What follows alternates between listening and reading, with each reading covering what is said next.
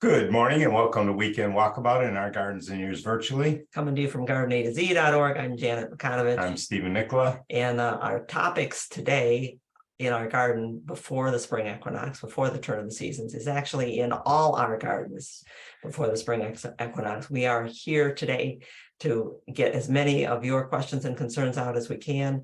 This webinar and two more, the next two, are webinars we added to the schedule because it's a busy time of year. There are a lot of questions coming in by email, and this is a great community to pose the questions to.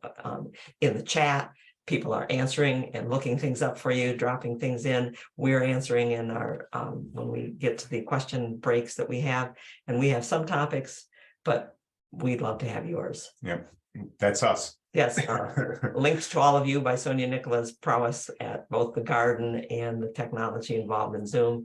I was going to point to her name's right up there.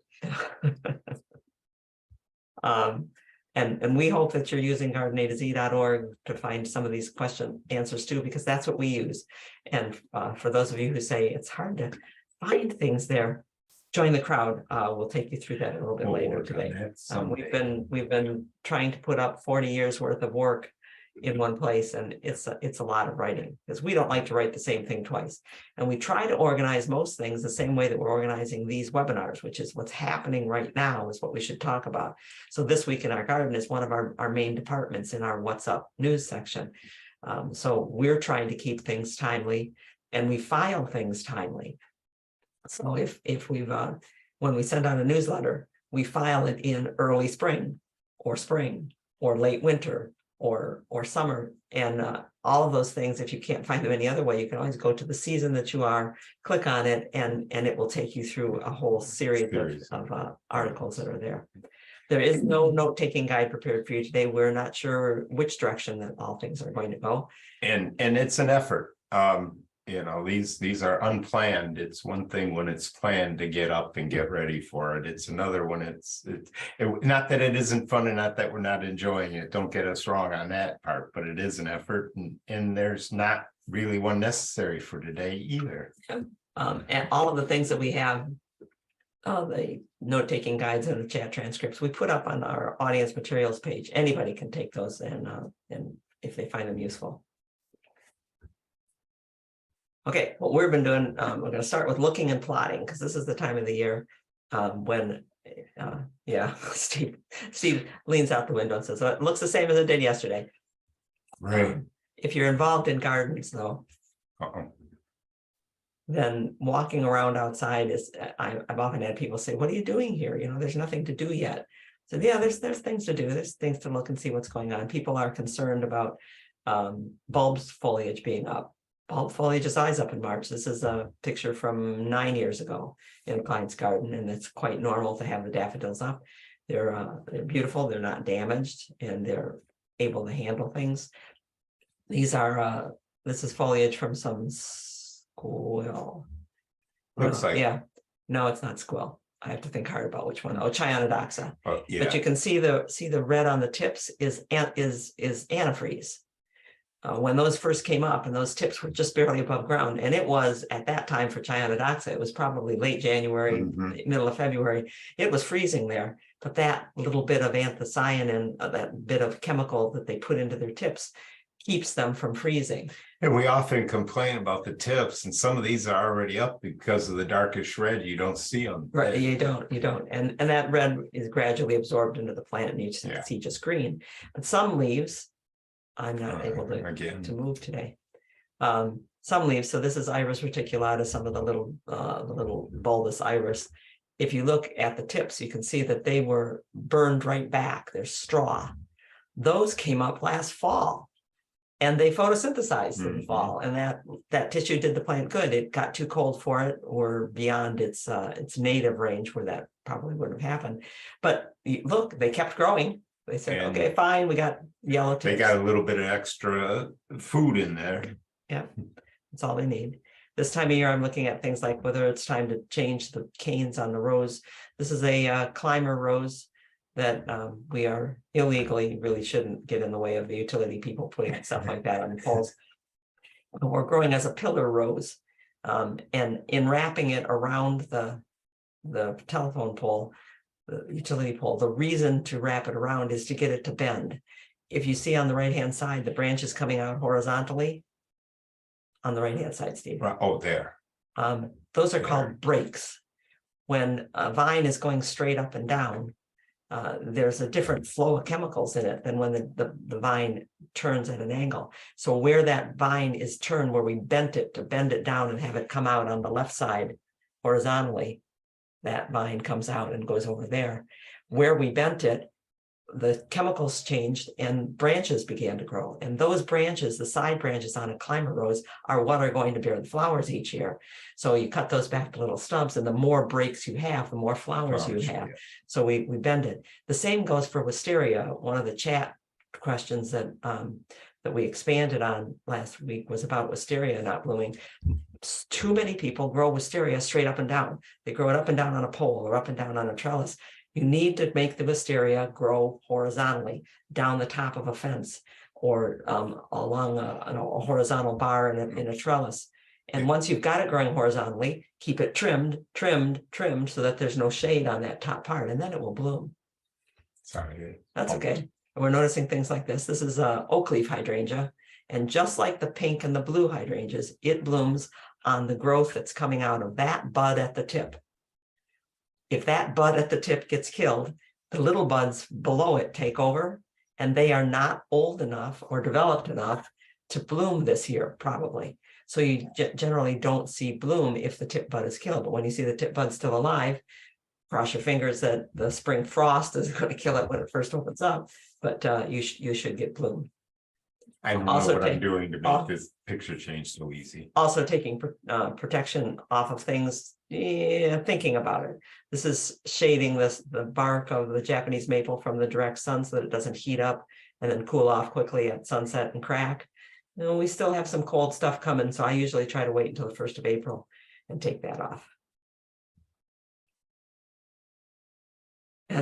And it reminds you this time of year looking at things about what you thought in the winter, because we go out in the spring looking for the color and we Mhm. forget that in the winter, look at that juniper.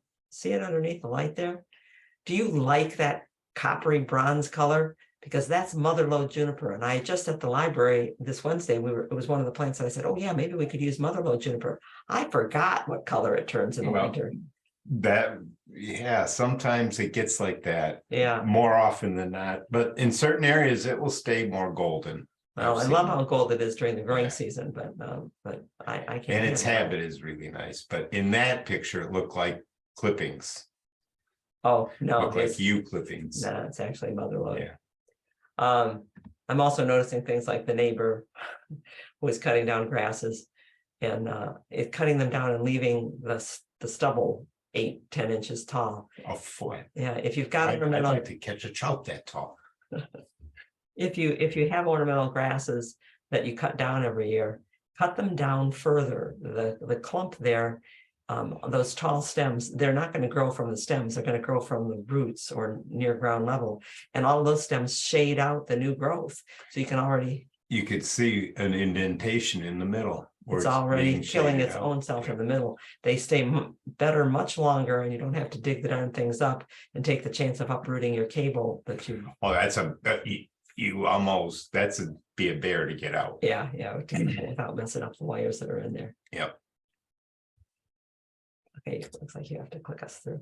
So that's what we call that assessing. It's a good thing to do. Walk around and just get an idea of what's going on and learning from the plants that are out there. Are there questions that roll by here? There's a follow-up. Before we started the session, we were talking about replacing Bradford pears. And Barb has a follow-up about the fact that they will have to they'll have stump ground. How far away do we need to plant the replacement tree to avoid remaining roots from the pear? We're in a cul-de-sac and they only maybe have 20 to 30 feet between the driveways. There's no set answer for that. It depends on what pattern the roots were growing in. Sometimes we're able to if they've ground out the stump and ground it out deeply enough, ground out 12 inches, you can quite often lift the roots because they've separated the flare from what was the stump, and you can lift up and use an axe to take the roots out, because there's not the roots that are there are going to be near the surface. And if it is a crowded spot, a place where the roots were crowded, like between a curb and a sidewalk or between a curb and a road, chances are good that there's going to be a lot of roots throughout the whole top area, and you're going to have to use a saw or an axe to make an opening anyway.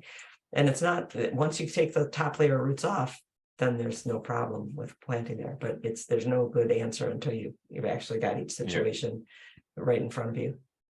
Okay, great. Nancy has a quick question about the, and I've forgotten the chemical compound already, but the antifreeze in the early plants. Is that the same red that's in peonies when they come up? Yes. Yeah, one of the chemicals that a plant will accumulate in cells as an antifreeze is anthocyanin, and it's a purpley red color. So the purpley red that you see in new rose foliage and peony foliage, that what you see exposed when in the fall as some plants withdraw the green, and then you see that's one of the antifreezes. One of the Mary Virginia bluebells come up more purpley. Yeah, but all those tones of reddish and purples can indicate. And what it is that inside the cell, the more other chemicals that you put in there, just like adding salt or sugar to a water solution, the more that you put in there, you keep raising the freezing, lowering the freezing level so that it doesn't freeze. So they just load themselves up with whatever other chemicals. And red happens to be a real common cold response. Okay. Gretchen has a question about walking around. Does it hurt to be walking around the soil right now? What about soft soil? I'm assuming that we are in snowshoe season, although literally here, because we are about 10 inches under snow. So we're walking as much as we want across the soil. Yeah, we do actually have some snowshoe pictures today because it is snowshoe time if you're walking in beds. We try to stay on the lawn, the areas that have and areas that are well drained, and where it's wet. Stay out of the bed. We just stay out way completely. There were clients that we had that we couldn't work in their beds until almost May. Other clients we could work in March. It depends on how well the soil drains and what kind of vegetation is growing there. If you have to work in a wet area, pay attention to the snowshoe pictures later. Yes. Yep, I thought that might be coming up. Donna has a follow-up from last week's session on late winter pruning. She says, does the method so she's describing a method: set limit, remove then thin, does that apply to overgrown dwarf Japanese maples? She's asking because she's confused with a tree and what to do with the primary leader at the top.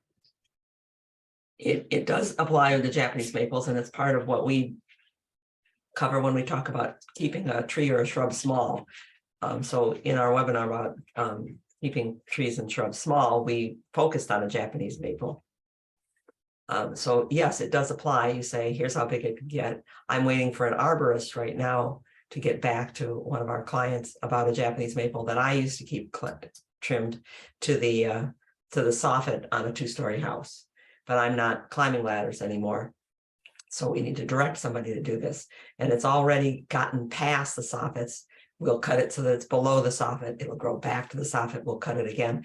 The only real difference is that we're keeping the tree-like form. We're trying very hard to make sure that anybody who sees into the plant sees a beautiful structure. Well, that's why shearing to keep small just does not work in the long run. Not in the long run. Destroys the shapes. Yeah. Janet is saying, yeah, oh, sorry. it's nice to hear from Janet. I noticed the name and as it was rolling by, those ornamental grasses. So go ahead. You can best read. Sure. My ornamental grasses are spreading. Janet says, I'd like to make them smaller or take them out. You have said taking out miscanthus is a bear. How do I find someone to do it? Definitely not something my husband will do. It is a bear to take out those big grasses. They can be dug around like a shrub and levered out of the ground after you dig all the way around them. I find it easier to dig one side of them and then with a sharp rectangular spade, cut into the edge. I call it nibbling a little bit at a time until I get a wedge out of it. Once I get a wedge out, then I can take pieces out one at a time. How do you find someone to do that? Let's see. Some of the best techniques that I heard were Karen's, whose sons were playing on the football team. And so she made a friend of the football coach. And even for years after her sons left high school, she would approach the coach to say, you got any guys that are looking for work? Exercise. You can ask at a local garden center. They sometimes have regular people who come in buying things, and they know that they do odd jobs for people and or pick up extra landscaping work. Sometimes when you're seeing a tree crew working, you'll see people and say, well, you know, I wonder if that's an immigrant worker. There are a lot of migrant workers who come up to work seasonally in the horticultural fields as tree trimmers or at nurseries. And many of those people are more than willing on their day or days off to take on extra work because they're only here for X number of months, and that's what they want to do, is earn enough to go home with their family. It's a very different way of living. So you might want to talk to the guys in the bucket truck, the guys at the nursery or garden center, or if you've got any connections to teenagers, find them. Teenagers that are willing to work. It's not easy. It's not easy. All right, I think that's what we have for our round of questions now. Okay, good. Then we can keep going. Oh, well, Betty Ford is a beautiful garden. Yes, it is.